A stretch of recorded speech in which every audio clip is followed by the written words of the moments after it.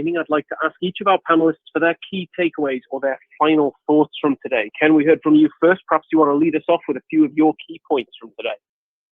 Sure. I mean, I think, with respect to, setting up your data security systems, as we've all said, the key thing is know what data you have, know where it is, know what you're doing with it, and you'll make it much easier for your specialists to help you set up the appropriate protocols, both technically as well as legally.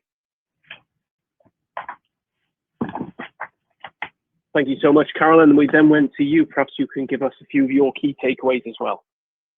Sure. Really when it comes down to it, there is only so much that you can do in order to thwart these attacks. But the first line of defense here is just to be prepared, to talk to your employees, to do everything in your power to make sure that your data is protected the best way that it can. Because I know everybody says, this is a potential where this does happen, and you just need to be putting yourself in the best position to, in the event of something actually happening. Thank you so much. Finally, we heard from you, Gavin. Perhaps you want to close us out with a few of your key takeaways.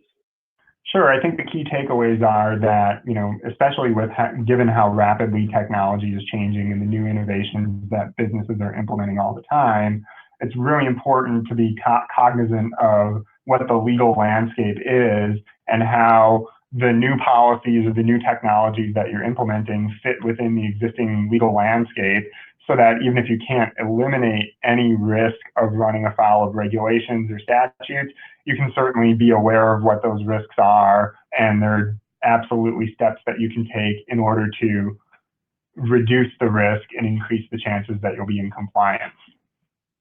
And it's something that should be done on a continual basis, given changing technologies and also changing regulations and interpretations.